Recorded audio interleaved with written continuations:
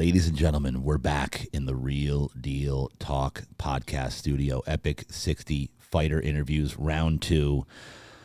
And today we have another business owner / sponsor of Epic Fighting. First time I'm ever meeting this cat right here. So I'm looking forward to digging in and finding out what's going on here. His name, ladies and gentlemen, welcome to the show, William Coronel. Yes, sir. How's it going, guys? Welcome. So we've never met. This is the first time we've ever met. It was right before the interview, was shaking hands. Right. So you are one of the sponsors for Epic, right? Yes, sir. How long have you been sponsoring? This is going on for year 2, I believe. Okay. Third year starting, actually. Third year. Yeah. So you've seen 8 to 12 fights-ish. Haven't missed one yet. Haven't missed one yet. And what's your company? Abbasi Bail Bonds. ABAASY Bail Bonds. Abbasi Bail Bonds. Yep. Got it. Is this shirt, does that go along with, what's that shirt going on?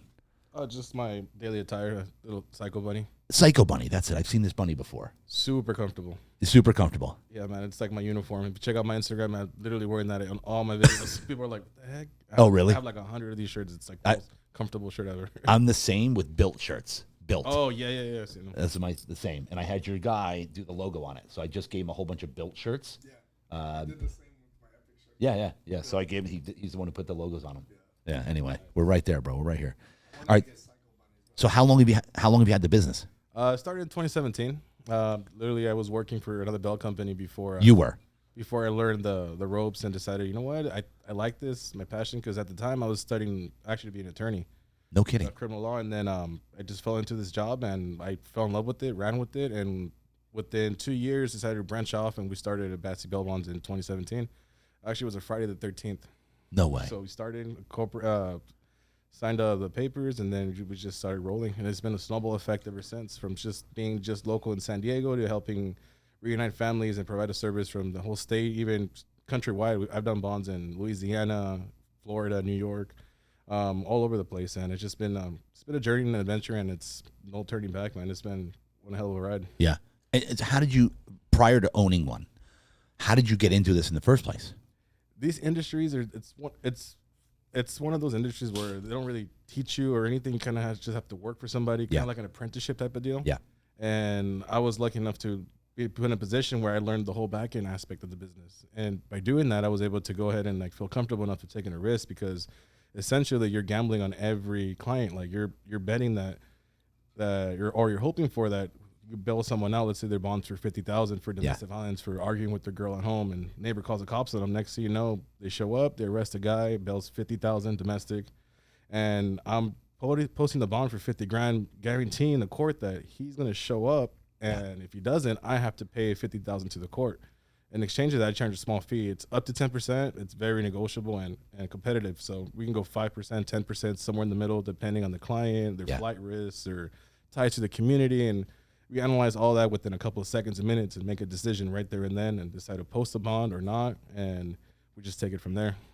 And so, all right, we're going to get deeper into that, but go back. How did you originally get into working for a bail bondsman? Like, what attracted you to that? How did you get into that industry?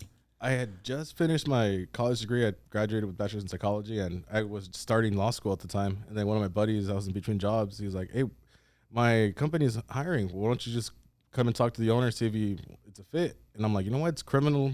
I kind of like it. I've had an idea what it was before, but I wasn't entirely sure like most people are, because most people don't know what bail is until you're put in that position or you study it directly. So I just went and talked to the owner, got hired on the spot, and they just threw me right in there. And I'm a quick hands-on learner, so I picked it up pretty quick. And can you name the company you started with or no?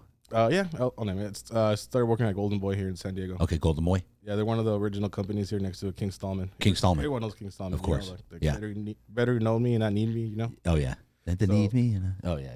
Oh, yeah. I remember the jingle. I remember the matches back in the day. But yeah, so I started working for him, and I was working in the back end, started working what they call forfeitures when they don't show up to court. Yeah. So learning to deal with bounty hunters, recovery agents, law enforcement, and the court. So it was like a natural fit for me. So I just picked it up really quickly, and within a year and a half, almost 2 years after me working there, I built a relationship with their insurance companies, or sureties. They're the ones that provide the actual bonds for you to post, and they're the ones that charge you the fee to transact bail.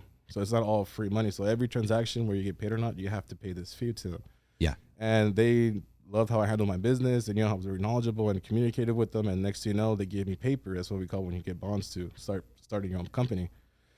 And we just started, and then next thing you know, it just blew up almost overnight. Wow. This is when Trump was in office, his first presidency. So it was very tough on crime type situation where people were getting arrested and having post bail, and it went well for us. And then the demographics, believe it or not, for us really depends a lot on the political scene. Like it could go down to local counties, and you can even get into conspiracy theories like George Soros and far left freebies for crime and people stealing with nothing happening, no repercussions. Like it could get very political, very into it. And I wasn't a political person, and so once it started affecting my business, and I started seeing like these decisions actually affect everybody at a very local level, not just like, oh, who's president, that's it. No, it goes a lot further than that, because it's like you can go down the rabbit hole with these type of things, Because in the last 4 years, they became very lenient, right? Oh yeah, like lax. You would see on the news, people just breaking in, like 4 or 5 individuals going to like a Neiman Marcus or a high-end store, and they'll just grab and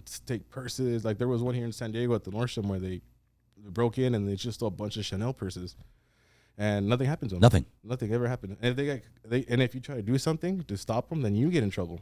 Like crazy. It's insane. Like, How's that? I don't understand the logic, but finally, I mean, it came up to Prop 36 where it was on the ballot where people were deciding, oh, should we just be tough on crime again? Should we stop this retail theft BS that's going on across the state, ruining cities like San Francisco, LA. In San Francisco, there was a time you can't even park your car with your doors locked, because they'll smash your windows just to see inside. So you have to park your car unlocked so people can see that there's nothing in there and not break your windows in. Like, it's crazy. Like, I don't understand how people were putting up with this for so long, but that all changed at the local level. So now you're starting to see people getting arrested again. And I mean, it's good. What sparked the change? Just public outrage. People just got tired of it. Gosh, I mean, nuts. People's houses were getting broken into and nothing would happen to them. The cop will show up, give them a citation. Here's your court date. Go along your way. Like, where's the repercussion? Where's the deterrent in that? Like, well, nothing's gonna happen to me, so might as well just keep doing it. Crazy, huh? So that all changed, and then started doing better for us, and then we were able to like expand to other counties, because we service the whole state now, like from Imperial County, Alameda County, and anywhere in between. And so the insurance company, are they the one that actually? So the client gives you, let's say it's a $50,000 bond. They give you about 10%, give or take. You said it's negotiable, right? Correct. So they're the ones who give you $5,000. Yes.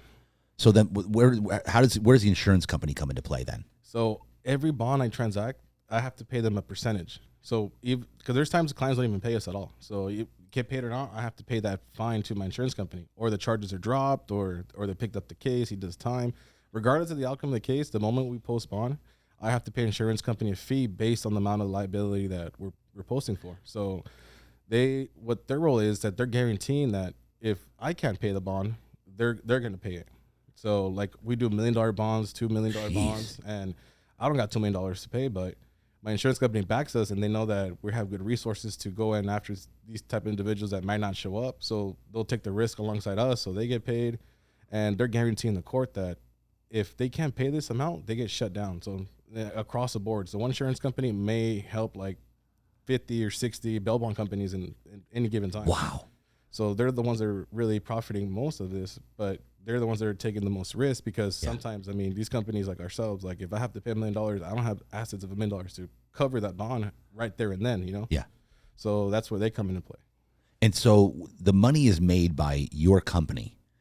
Is it made? It's made from that initial deposit or whatever they put down on it? Yes. So based on that, I mean, like I said, every client, every case is a risk, and we analyze everything. And so we have to be very money savvy, learn how to like control our funds to at any given time. If I collect $5,000 and he runs, now I have to turn around and pay that amount or more to a bounty hunter to go get him, so I don't have to pay $50,000.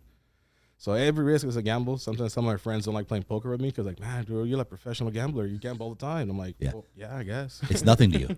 It's easy. Yeah, I'm like, okay, just see the risk right there and then, like analyze the person, and is he bluffing? Is he not? And just make a choice right there and then, so. How often do you have to get a bounty hunter involved? Oh, man. Out of 10 clients, let's say 3 of them don't go to court, 2 of them forgot or were late, and 1 of them's the runner. So maybe like one. So it really depends, and sometimes it's over the dumbest thing. And then what's the most frustrating is like we had a guy where it was $150,000 bond, multiple DUIs. He was on the run. We caught him like within the last 5 days of it being due, only for him to go to jail and then OR'd him, meaning cited out. So he got booked in, then they released him like within a couple hours. And I was like, what the hell? Like, where's the logic in that? Like, I almost had to pay $150,000 just for them to be like, all right, man, here's your court date. Like, it's crazy. Crazy. And it varies county to county. Like San Diego County, they're very strict on that. They'll hold them in. San Bernardino would hold them in also until they see the judge at least. But sometimes Riverside County would just release them, catch and release type of deal. And LA as well. So it really depends where. So it's a learning process. We just learn as we come along. Now, is it like the bounty hunters? Are these like tough guys? Are they usually tough, or just is that in the movies? I've come across all kinds of different recovery agents. Some of them are very like tech savvy, where they don't even like to break in a door. They do everything online and just figure it that way. They find them. And there's a lot of them that are ex-law enforcement, that they're cops to see how much money they can make, and they're like, you know what, I'm done. I'm gonna go with the private sector. And then they start getting involved because bounty hunters charge anywhere from 10, 20, 30% of the bond, depending how close it is to deadline. So if I got a $50,000 bond and he runs to Mexico, they're gonna charge me like anywhere from 10 to 15% of the bond just to try to resolve that issue out there.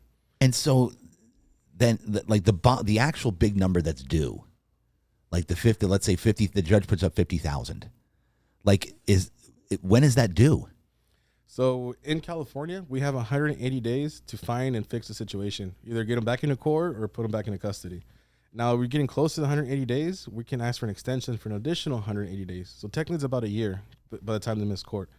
And there's a lot of things that can happen between here and there. So sometimes a court may have not followed charges in time because they have 15 days to press charges on someone when they're on bond. They say they do it with day 16 or 17. Then I just file some paperwork with the court and I'm off the liability. Sometimes they have 30 days to send us out a notice. And if they're late by a single day, then that's a technicality that we can get off the bond. Just like what happens when you get arrested and an officer doesn't follow course or doesn't follow protocol and they violate your rights or some type of way. And then they can dismiss the whole case altogether. So there's different ways that we can go about it as well. So it gets very technical. And so when is the big number paid? At the end of the day, after I don't find them, we get a summary judgment notice. So they sent that out. And then as soon as I receive that notice, after the 360 something days, I have 30 days to pay that. And if I don't, the court will shut me down in that county, shut down the insurance company from posting bonds from all other companies in this county altogether. So it'll get paid within 30 days of receiving that notice. Wow. Andy, this is another long form interview. I need more time with him. Tell them about the one that just ran away. Oh, man. Right now we're in the process of, we're taking to the appeal courts, but we just had a guy where we posted him. He bailed out in 2023. This guy, on our bond, it was $220,000. He bailed out with like 4 other companies here in San Diego, and none of them can find him. We couldn't find him. Our time lapse. And we're arguing an issue because when they go to court and they forfeit, they don't show up. The judge has to declare an open court, bail bond forfeited, boom, warrant issued. Like he has to say that and it has to be on the record. In this case, the judge didn't say that. So everyone was arguing that technicality that, hey, the bond was never addressed in open court. And they said, oh, we'll give him the benefit of the doubt because he had court in South Bay versus El Cajon. But this guy had multiple feathers to appear. Like there's no reason to believe that he would actually be in another courthouse. More likely he just didn't show up. Right. But we all lost that technicality, that argument. And that was almost a year and a half ago. And now we're here about to cut a check for $220,000, but we're going to try to file an appeal and all that technicality at a higher appeal court, but it's not looking too good. So, and the insurance company is going to be one that pays that. Well, it comes out of because when you write a bond, there's 2 different checks you have to cut. One for the insurance company, that's for their premiums that we owe them, our bond costs. Yep. And then there's one that goes to our build-up fund. It's called a buff account. So every bond that we write, 1% or one small percentage goes into that to build it up. Yeah. So in the time I do have to pay, it comes out of that. And if I can cover that, the insurance company pays the difference, and then I owe them, and we have to negotiate something. But it's going to come out of our account. It's going to have to come out of there. And then it comes out of future deals. Oh, yeah, it just comes out there. And then how our bondsmen, we see that as like, oh, this is our retirement account, because if we never have to pay anything, it just builds up to hundreds and hundreds of thousands of dollars over time, over the course of business. But when we have to pay these bonds out, it just comes from there. Wow. So it's like a rainy day savings account. Yeah. But one bond can just wipe it out. Like this case, we're like, Jesus. Yeah. That's crazy. Yeah, I could dig in all day on this one. This is fascinating to me. All right, what are we here for? Epic. Oh yeah, Epic 60. Let's. Oh yeah. What are you actually here? I forgot. Epic. Epic, man. I could dig down this so far, bro. Like I'm fascinated by the whole. Oh man, and there's so much more to it too. Like, all right, hold on. Let's cut it. Right. You'll come. So far, I've got 3 long form interviews. 4, because I'm doing the Lamb Lion, the War Chief, David Shapiro, and now my man here. We're all gonna. Because I do long 2 to 3 hours, bro. Oh, David Shapiro, man, good guy. That's my normal MO. Oh yeah, so let's talk. So talk to me about being a sponsor. How's that been for you? Epic. Being a sponsor was one of the best business decisions we've done. Like when I met Jason, I was literally picking up my car from a car wrap shop, SD Auto Style, and he was picking up the Slingshot. Yeah. From my buddy, and then we just met on the spot. He's like, "Hey, do you want to be a sponsor? I mean, I have a spot." And then I'm like, "You know what? Yeah, let's do it." Boom, sign him up right on the spot. Yeah, when I was a kid in high school, I remember being to him, I was like, you know what, this is cool. Like, I remember these fights. Like, yeah, I'd love to be a sponsor. Yep. Something in the community, get more exposure, more advertisement. And then it just happened to work out that David Shapiro's firm is a sponsor as well. Right. One of the biggest criminal law defense attorneys here in San Diego. And because of the sponsorship, man, we hit it off, we got along, and then it just was able to increase our network where he's able to help us out and take his clients that might need bail. And then some companies will take a long time to like approve the bond or have crazy requirements to get it posted. And I'm able to make those decisions on the spot, not having to skip the corporate ladder. Right. I can just make the decision and post it and just take care of the clients that way. So it was a good relationship. It took off. And like, I mean, that sponsorship paid itself off within that first month almost. Like, wow. It was a great relationship. I helped his clients out. I mean, he helps. And it was able to really just hit it off. And yeah, we've gone to some of his events and vice versa, and I love it. And it's been a nice ride. So yeah, and David Shapiro mentioned it also, and it's not just about like the logo and like the sponsor. It's actually the community and the people, the connections. Oh, 100%. You're basically buying into an incredible community of connections. Yes, sir. And then one of the events, we actually had like a photo shoot where some models dressed up as police officers, and then everyone was taking pictures with front of our car with their logo, like if they're getting arrested or getting the handcuffs off of them and stuff. So it was a good shoot, and it worked out pretty good. Incredible. And give me the name of the company again? Abassi. Where'd the name come from? Where'd you come up with that? Well, it's funny because in San Diego, it's alphabetical order in the jail. So when you get arrested, you get put in front of a booking tank, what they call them, like the cell, and it's a long list of like 50 to 60 different bail companies. So I was just Googling names. What can I get approved? What can I look up? And then I saw A, B, A, and I'm like, you know what? I'll be towards the top. And I just submitted the paperwork and it got approved. And I just branded it and it just took off. It was just.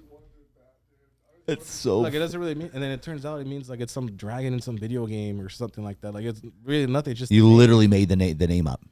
Yeah, and then it's a funny story. And just so it'd be at the top. Yes, and it happens to be. It means something in Arabic. I got Arab clients would call me, "Hey, are you Habibi?" And I'm like, "No, I'm not Mexican." And they're like, "Who's Abassi?" Where's Mr. Abassi? I'm like, he's not here right now." And it's funny. I'm like, "Damn, actually it means something." And I guess it means up like dude or buddy in like in Arabic or something.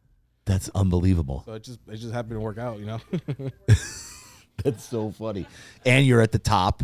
Well, now they kind of changed it up a bit. Now they added numbers and stuff. So I'm like the 4th or 5th one on. You're gonna have to put one Abassi or 0 or something. Yeah, just mess with it. But yeah, the list keeps getting bigger and bigger. It's insane. Yeah.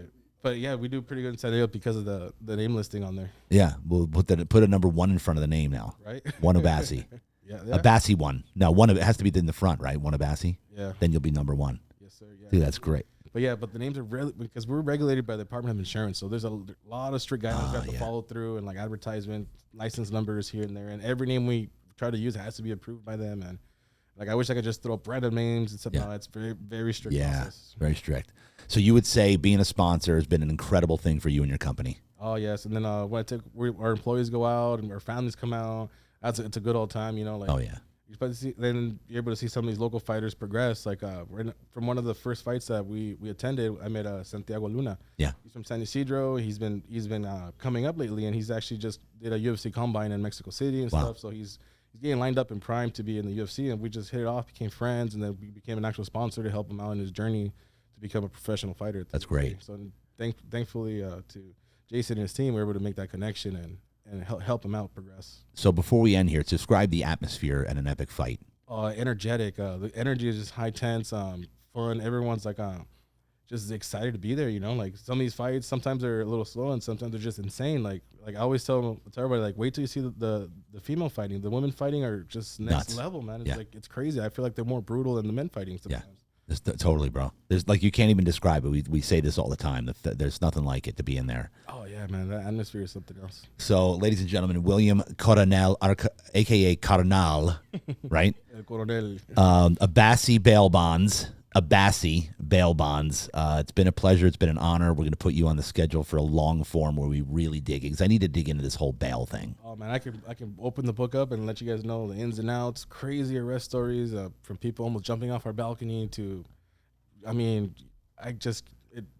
everywhere in between. The stories are just insane. How many guys or girls do you have right now that you're like posting or doing business with that are involved with posting a bail or bond or whatever?